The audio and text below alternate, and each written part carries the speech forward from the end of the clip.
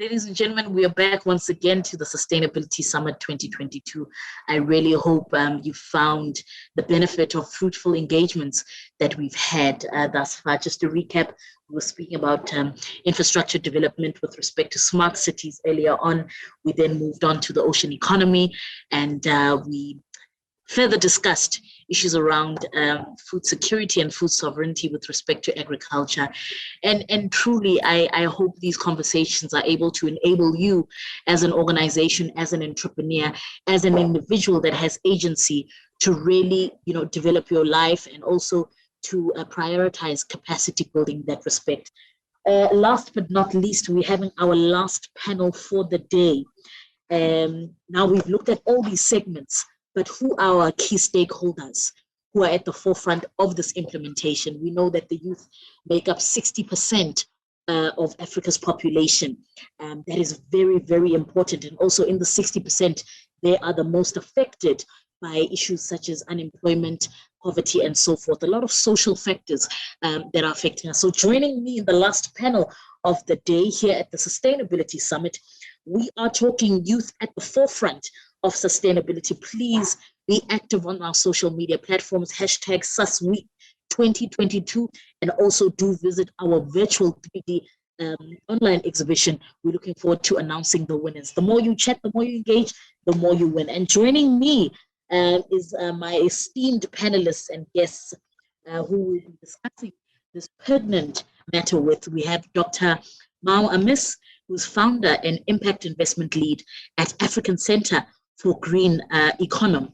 We also have Janavi De Silva, who is Director of Programs at Green Matter. We have Vuyo Sotondoshe, who's Director and Founder of Women in Travel Consultancy. We have Kari Noble, who will be joining us in a second. She's the Assistant Youth Coordinator at the Sustainability Institute. And last but not least, we have Marianne Mashali, Project Lead at Global Youth Networks team. And this is under the United Nations Sustainable Development Solutions Network Youth Initiative. Welcome to all of you, and thank you so much for joining us in this discussion that we're going to have. Maybe let's start with you, Dr. Amis. Take us through yourself, your organization, and of course, how can we get more youth active as agents of sustainability? You're on mute, Dr. Mao. Thanks, Abang, and for the opportunity to share this panel with you. It's such a pleasure to be here. My name is Mao Amis, as has been said. I'm the founder of the African Center for Green Economy. We're a think tank that is based in Cape Town, ordinarily, but we don't think of ourselves as a think tank. We're a think-do tank, and as you can see, I'm joining this call from our hub in East Africa, Uganda, where we have operations here, but we generally work in the East and Southern Africa region. Sure. So the African Center for Green Economy, really, our mandate emanates from the fact that, like you said earlier on, this is a youthful continent. And what do we need to do to put youth at the forefront of driving change on the continent? And for me, I think that the opportunity is now to put young people at the forefront of leadership, of driving change on this continent. Actually, so when I was invited to join this panel, I'm like, okay, well, I'm not necessarily youth, but I'm a young person at heart, and the work that we do at the center really focuses on creating a platform for young people to bring the change that is required. Because, like I've said, the future should be in the hands of young people, because this is a youthful continent, but also that young people and women are going to be at the forefront of the challenges that climate change will bring about. So really for us, how do we take advantage of change this climate change, which is a catastrophe, into an opportunity for creating jobs for young people, but also to leverage some of the challenges that the continent faces. So at the African Center for Green Economy, we think of ourselves as this innovation hub where we actually synthesize ideas, but not only that, go out and test these ideas. And just to give you an example, what we're doing in East Africa at the moment, where I am located, we are working with the local municipality here, where we're taking waste, organic waste from the city, and converting that organic waste using a technology called black soldier flies. And out of that, we're able to produce alternative proteins that feed into for making animal feeds. In the process, we're able to address waste management challenges. We're able to create jobs for women and for youth. But for me, it was important that we demonstrate how these things work in practice. You know, I'm an academic, you know, by training and so. But I think that you can really only start to make a change when you are on the ground, test how these business models work, and provide the leadership. So let me just stop here by saying that I think the future is for young people in Africa. And my challenge to young people is that you must take advantage of this transition, but be very prepared so that when the opportunities knock at your door, you're ready to jump onto those opportunities. And don't be afraid to get your voices heard. The louder you shout, the better. Sure, that's very profound. The louder you shout, the better. But it depends where you're shouting, because they like these parties as well. So we need to make sure that it's fruitful places. Thank you so much, Dr. Miss. Genevieve?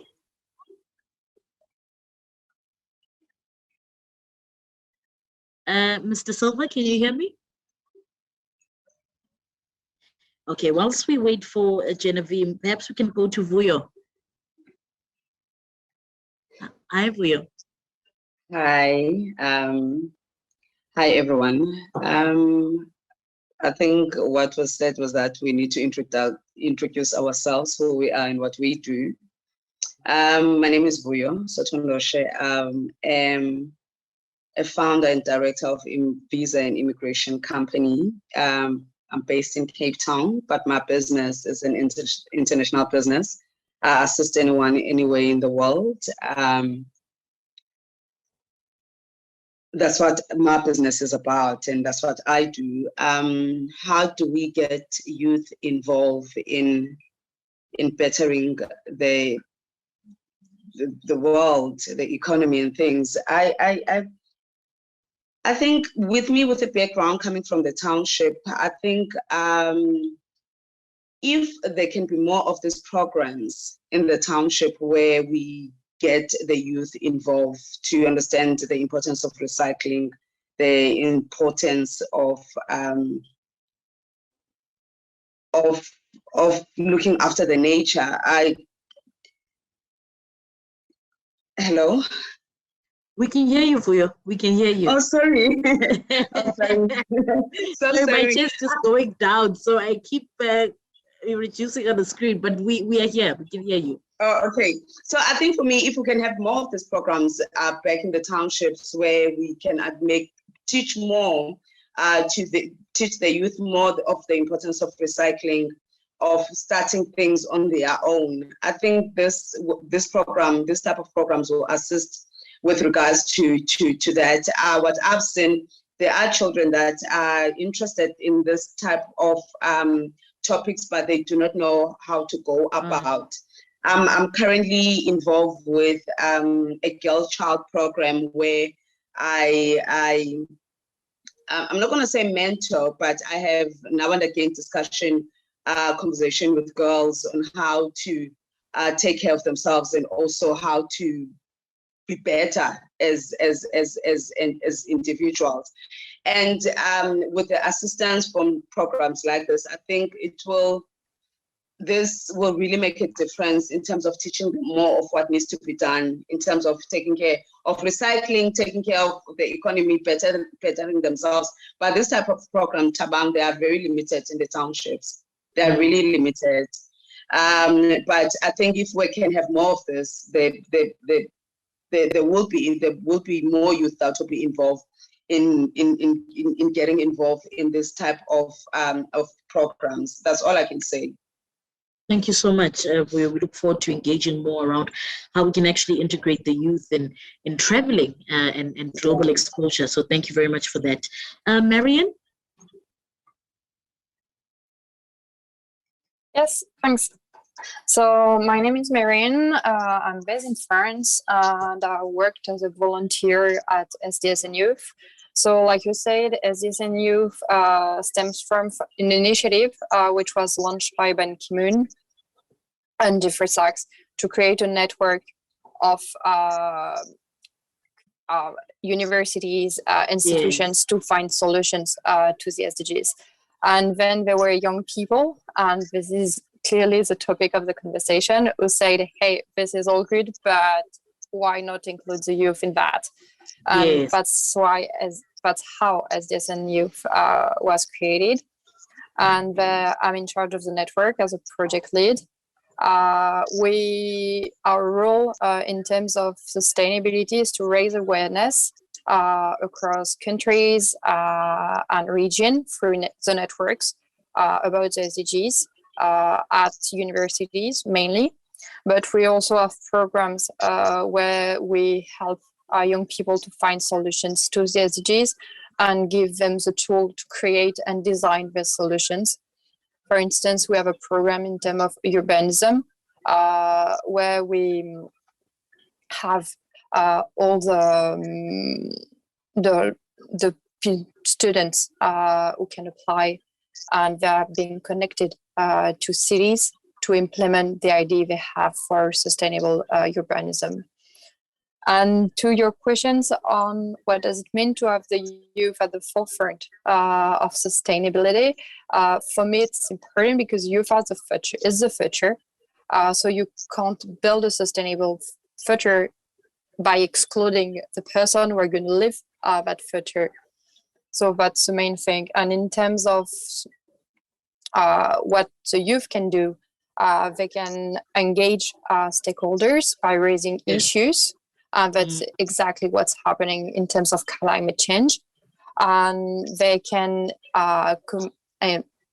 be involved through being part of NGOs, being part of initiatives, but it can also be when they are part of a public or private institution, by saying within the enterprise, for instance, hey, this is those challenges which are today's and tomorrow challenges, and this is where we can work on to improve. So I think this is about the message the youth is bringing to the table. Absolutely. Very critical to discuss how can the youth as active agents be used to stabilize social issues in the economy. Thank you very much for that. Silva? Hi, thank you so much. Sorry about that. So I might have to correct you. I'm actually recently departed from Green Matter. So I'm no longer the director of programs at Green Matter, although I really did love that role. I've now started a program called the Impact Practice, and what we do, our activities are threefold. We work on leadership development and entrepreneurship development for the impact sectors, as well as research and ecosystem building for green and well-being economies. So essentially, our focus is working with the youth and early career professionals in order to help them make the most of their impact in the space. So one of our key leverage points is to offer these professionals and entrepreneurs in these sectors, especially the sustainability and social impact sectors. We do this through helping them catalyze opportunities for their future and opening doors for themselves. We really do work across the board with multiple organizations that help to open up these doors by designing programs with them, coaching, training, pitching sessions, pitching dens. We sort of are a full suite operation to really just catalyze and unlock opportunities for the youth who potentially are innovators, who have brilliant ideas, who are potential future leaders in these sectors. So our goal is really focused on making the most of their biggest long-term impact that they could potentially fulfill. And the premise that I would like to throw in, you asked in the beginning, is we really run along the view that A deep awareness of your personal mission statement and your true values will ultimately lead you to your greatest legacy. And will help you to solve the biggest environmental and social problems of our time. And I must say that in all the years I've been doing this work, there are very, very few people who I've met that have written down their personal mission statement for the life that they want to live and the impact they want to have on the world. Sure. So thank you. Thank you for having me. You know, De Silva, you're really changing the narrative of this discussion. I think a lot of the times people have an identity crisis because we haven't had a chance, given ourselves a chance to write that mission statement. And you're so right in saying no one is born without a mission to add value, to balance the ecosystem of this life. So thank you for that reminder, which then brings us to you, Dr. Amis. In your experience and of course in your industry, what do you think are the challenges that the youth face? Thanks, Tabang, and good to see you, Genevieve. We've been knowing for many years. Look, I think that young people face a lot of challenges. One of it is that not many institutions, actors, and so on actually are willing to give young people the opportunity to work at the forefront of bringing this change. A typical young person is going to come out of university with no experience, with no way of stepping into the industry. So what that requires for those of us who are already out there to provide young people with the opportunity to learn and fail as they develop themselves. But unfortunately, in my experience, I don't see that. I give you we are, like I said, a young-led organization. All the guys who work for me are fresh graduates who have just come out of university and so on. Yet we deliver work that is world-class.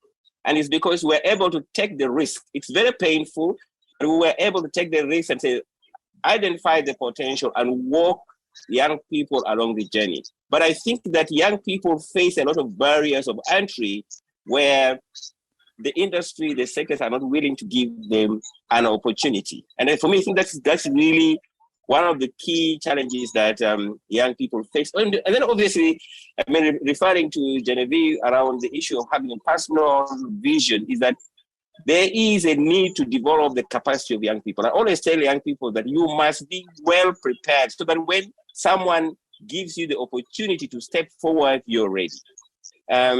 So there's the issue of lack of capacity, for example.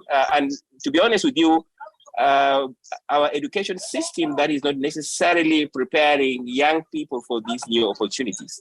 100%. When I was at university studying zoology, and everyone was like, what are you doing? You should be studying medicine and engineering and accounting and so on, because young people are thought that the opportunities that exist are in these traditional sectors. And then these traditional sectors get crowded and you find high levels of unemployment. 100%. Before we go to you, Marian, let me start with Vuyo. In your opening statement, you said the first thing was, I'm from the township, and there are not much access to opportunities or access to information. Please take me through that, just the day-to-day struggles, because I think politics of the hunger, or rather politics of the stomach, politics of the stomach is a critical thing to discuss, because instead of focusing on your dreams and the personal statement or mission that Genevieve spoke about, they're hustling to put food on the table. So can you take me through some of the challenges that young people are going through in the townships, and how can they get out of it? How did you get out of it? Okay, so mostly people from the township, they either raised by a single parent or they're raised by their grandparents, right? And it's not just one child in a 2-bedroom house. There's plus 8 of them. right? And in that house, they're only dependent on a social grant that is coming through for the grandmother, social grant of 1,580 for 8 children. And even if there are discussion of this type of programs that they can better their lives, but these programs, they don't come to the township, they will be in the CPD. They will be at a place where they have to take 3 taxis in order to get into this type of discussion, or where they can get this type of opportunities. And I think because even in the township, I'll say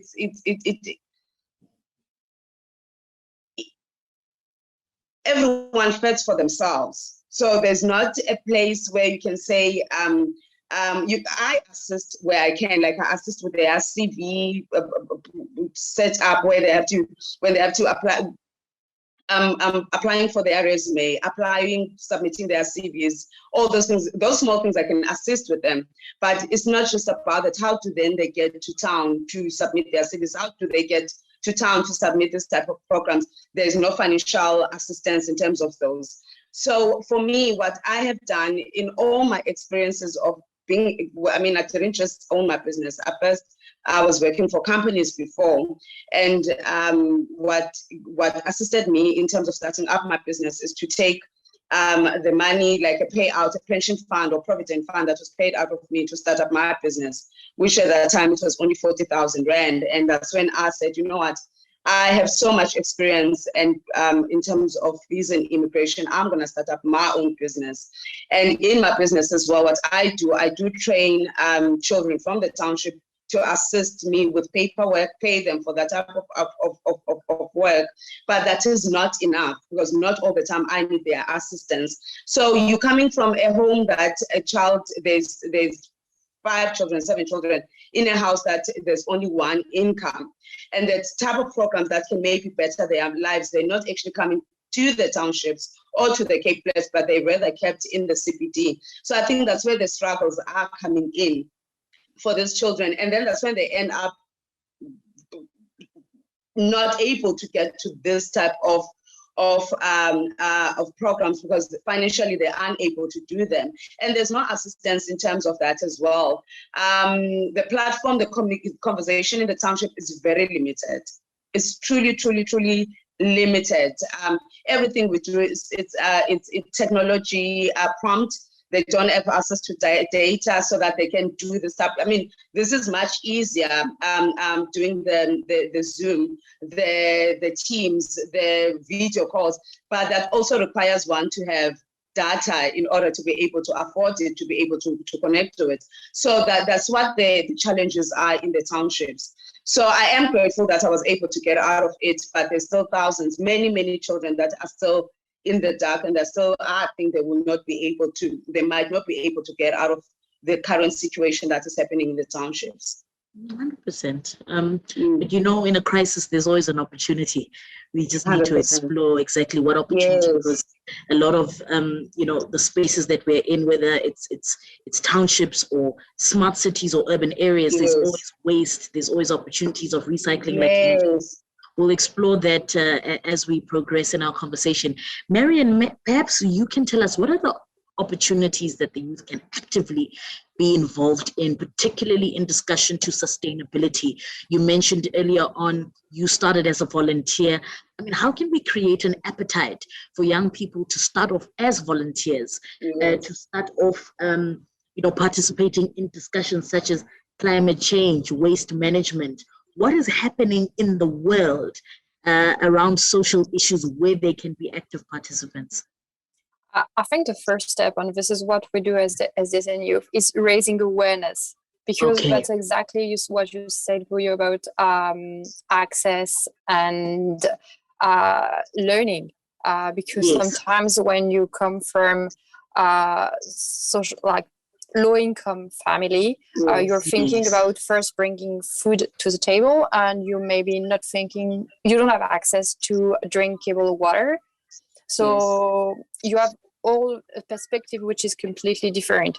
And where in developed countries you're thinking about recycling, in low-income countries you're thinking about how I get access first to it before recycling it.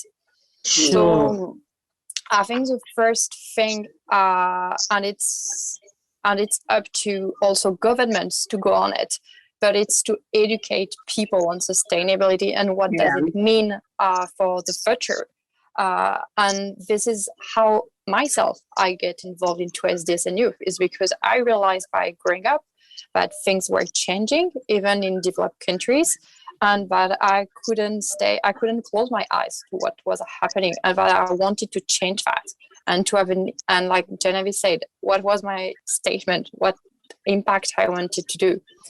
And then once you've raised awareness about the SDGs, about the sustainability, and I think the important thing is to be able to relate to people.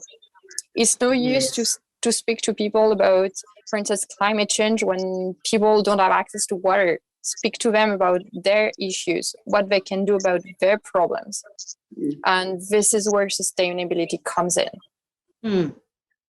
Appreciate those echoes, because sometimes, and we're coming back to you, Janavi, where, you know, it comes back to that agency where young people need to realize more that if there's a problem, it means you have the power to fix it. So just going back to you, Janavi, how can we better support youth-owned businesses? I mean, there's a lot of young people that have done amazing things, really amazing things, creating different products that speak towards sustainability, especially in rural areas, you know, water reticulation, purification treatments. Some are in agriculture, some have opened restaurants and so forth. But, you know, it's that 1%. How can we make it bigger? So what kind of support can we offer to youth-owned businesses and to youth-based development as well? Great question. I think it's a very loaded topic, and it's an enormous question to answer in a short while. But I think very, very briefly, I think there are a few things that come into play. Firstly, there needs to be early enough exposure to business concepts and entrepreneurship for the youth. They definitely need to be exposed very early on, and there needs to be this proclivity to want to solve problems in their community. So a lot of the entrepreneurs I work with, they already identify a problem that they think is worthwhile solving, and all we really do is facilitate them in understanding whether or not that would constitute a feasible business and how you could actually shape it into a feasible business. So if there's support like that for entrepreneurs who already are have the forethought, to actually want to solve these problems, even if it is, you know, I find especially the kind of cussipreneurs or the rural entrepreneurs, they're the ones who have the most innovative ideas, because they're seeing problems on a daily basis right in their communities. 100%. And they have the real motivation to make a change and to do something to better that situation. So to be able to open doors for people like that by providing that kind of support. And the other thing that I think is key to this is creating an ecosystem where there's an open pathway. So we recently did some research for the water sector in South Africa, where we tried to understand this, like what are the pathways involved in opening up youth entrepreneurship and getting people to uncover these opportunities, and what are the different role players. And it really boils down to an ecosystem of role players that can be coordinated in the ways that they work together. And those people would really just need to find warm bodies, so to speak, that are interested and willing and driven to make a change in their communities. And I don't think there's a shortage of that in South Africa. That I think, and, you know, also pointing out what Marion said regarding, you know, whether it's a first world or third world problem, I think we in South Africa are at an advantage because we kind of have a blank slate to work with here. We are third world, we have a lot of potential, and we can shape South Africa in the way that we want it, that is more equitable, that is more inclusive and greener, for the lack of a better term, than what these established economies really are having to retrofit their economies. We've got people who are exceptionally talented and exceptionally driven to make a difference, whether you're in a township, rural, or city setting. You'll find them everywhere. 100%. That's very true. And once again, you're going back to that inherent value that young people can offer. All we need is someone to tap into that, and this is where organizations like Impact Practice really speak to that. Dr. Amos, maybe you can come in here. We saw in South Africa the president of the country in the beginning of his tenure launched what we call the YES program, which was mainly driving job creation, particularly with young people, of course, through investment opportunities. Do you think job creation or increasing, the employment portfolio is more sustainable than creating youth-based businesses or youth-based entrepreneurs? Perhaps you can give a comparative analysis between the two. You're on mute. Dr. Mao. Sorry about that. Thank you for that. And I think that both Marion and Janavi have already touched on some aspect of it. But I think that Janavi particularly raises an important issue around the ecosystem. That in South Africa, what we have found out that there is a completely dysfunctional ecosystem. And I'm talking about the innovation ecosystem, where an idea moves from an R&D all the way to commercialization. Because if you look at who actually funds these ideas at every stage of this value chain, there are different actors. And oftentimes what happens is that these actors are actually not talking to each other. You'll find at university, there's research portfolios, there's a lot of money put into developing research concepts and ideas. But once it moves to a stage around how do you deploy these innovations, the R&D funding is no longer available, and oftentimes those ideas are so early stage that they fall off the cracks, and it's called the value of death. We actually wrote a report around that, looking at the water crisis in Cape Town and why South Africa, that is very well endowed in terms of research, is unable to solve its water crisis because the ecosystem is dysfunctional. The different actors are not talking to each other. And it applies in the same concept to how young people oftentimes fall through the cracks. And because there are no actors that help them transition either from the internship program, like we're talking about, the YES program, into permanent jobs at the workplace, or even just those young people who start businesses for intermediary institutions to help them access finance, test their business models, and so on.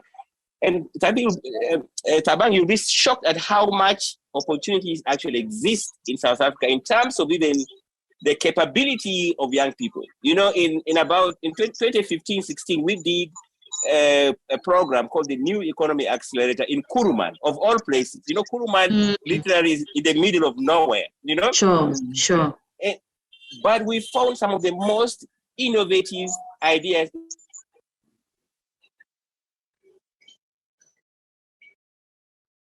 Dr. Mao? I think we've lost you. Oh, there we go. Now you're back. Yeah, sorry. Now you're back. Sorry about that.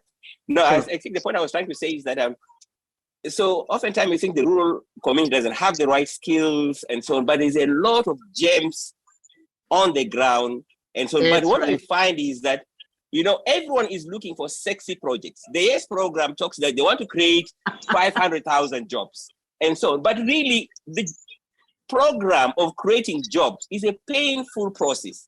For an institution to promise that they're going to create 10 jobs, it's very painful. No one wants to do those things that don't have statistics. So you find sexy projects thrown here and there. Yeah. Huge budgets. But if you actually track down how much impact these programs have created, there's no traction. So I don't know, in a long-winded way, I hope that responds to your question. I can get passionate and just go on a tangent. Please do. It's so important to do that. And I love that you termed it as sexy, because what meets the eye sometimes is not what society needs, right? Marion and Genevieve, maybe you want to extend on that, on what Dr. Hamnes has added. Marion, you can go first. Okay, I don't have the expertise on South Africa, so right. but I totally agree with the ecosystem. I think it's definitely something which is sometimes missing, and we're all going on the big, the flashy thing. When it's not the flashy that makes a difference. It's often small project and putting the money with small, for instance, small credit to women. And there is also something which we have not touched, but I think lots of people spoke about microfinance, but there is also micro insurance with those small insurance program, which makes a difference, because once you've taken a risk, you're exposed. And exactly. I think it was Vuyo was saying that in the township, it's just one income for all family. And when you're starting a business, you're taking the risk of starting that business and making that it comes suddenly maybe a liability if you lose it and your whole family is no longer protected. So that's where solutions like micro insurance can make a difference also. And it's a tool which is often overlooked. Absolutely. Thank you. Genevieve, and then I'll get Vuyo to come in. Genevieve? Yeah, I want to second that. And I think, I love everyone's passion and enthusiasm when talking about this, because it's such a critical issue, and it's really not being addressed at a big enough scale, I think. And, I mentioned earlier, you have a personal mission, and you get this personal mission statement going, and then you have this vision for your impact, and you have sort of a coordinated way of going forward. And then you scale it up to a company mission statement, and then a sectoral mission statement, and then a national strategy, let's say. And I recently worked on the biodiversity human capital development strategy with a whole bunch of stakeholders and role players in the sector. And you see the importance of every role player or key stakeholders getting onto the same vehicle and deciding a destination together. And then you have everyone sort of playing their role in opening up a road for people to start creating change and making impact. And really the whole purpose of an ecosystem, it's not really to coordinate, it's to open up roads, it's to open up pathways and to clear the debris for the actual participants involved who are wanting to make a difference. And I think if there's a way that people can see it as that, is that if you're looking at different, associations or sector-based sort of programs or partnerships, and this is something that we did a lot with Green Matter as well when I was working with Green Matter, is you want to be able to create a place where people are able to discuss their objectives, to come to agreements about objectives at a national scale, and then act in a coordinated fashion to open up pathways, to catalyze opportunities, and to really create the change that you're looking for, so that people on a grassroots level, like Mal mentioned, these people who have these brilliant ideas, who are sort of falling through the cracks, those people have a way to enter into this sort of wide open space where they're being supported. 100%. Thank you very much for that. Vuyo, I just have one more question to you before we enter our closing remarks. Are you still available? I see your screen is off. Are you still here? Yes, okay, I am. It's just that my phone is flat. I'm so sorry. I had load shedding, so I just came in from load shedding. No, that's fine, Vuyo. Just one last question to you. How do you think we can change the perspective or perception of success amongst young people? Because now I think youth are no longer driven by passion and wanting to see their communities better to some respect or degree, but it's all about this ideal success. I need to be something, or to be someone, or a sense of belonging. How do you think we can conscientize our youth more to be active participants in developing their communities first, because before you get to a regional economy, you start with the community. What are the basic things that we can do to get them passionate about community development? Yeah, go ahead. I think for me, mentorship, they need mentors. They definitely they will need mentors. They need people that are interested in bettering them as well, as much as we want them to be better, but good example mentors will really matter in their lives in terms of pushing them, because they might have, they do have the ideas of what they want to do with themselves, but they do not know where to go. They do not know who to speak to, you know. So if they can be a Dr. Amis, they can be a Genevieve, they can be people that are passionate about youth, people that are passionate about bettering the lives of the youth. If they can be people like that, that would be the first point of a way forward for the youth. I think mentorship, good 100%. Mentorship, people that are interested. Thank you very much for that. On your closing remarks, please can you answer what is, I'm trying to frame this in a better manner, what quote, life quote, work quote, whatever, or what quote or word or statement would you give to young people, you know, around this life and moving forward? So please integrate that as you do your closing remarks. Just a quote for young people, and also your closing remarks regarding them being active participants or frontiers to sustainable development. We can start with you, Dr. Mao. Thank you. I'm laughing because I have no quote that comes into my mind. Okay. But wait, just one word to make it spontaneous. Yes. You know, the world is your oyster. Is there something like that? Yes. You know? Yeah, just you know, I have oftentimes lived with the principle of, like, you know, be out there, be daring, and no one should stop you. And it has opened so many doors. I mean, I always tell young people, you know, if you look at me, I went to a school under a mango tree. My household never had running water or electricity. But here we are. No one can stop you if you're so determined, if you're passionate about what you want to do. But the key thing I wanted to say, particularly to South African youth, is that, you know, the youth are the majority in the country and in the continent. And so what that means is that the onus is on young people to provide leadership. So there's no outside actor who is going to come to make your life better. It's how do you organize yourself as an individual? How do you build a critical coalitions, whether within your community, within your associations that you work with, to build scale? Ultimately, no one is going to come out from elsewhere. I don't want to go into politics, but we all know what's going on in South Africa. We want a young president in South Africa. Sorry to say that. But you know, 2 weeks ago, I was at the Africa Climate Week in Gabon, and convened by the UNFCCC, which is the United Nations Framework for Climate Change.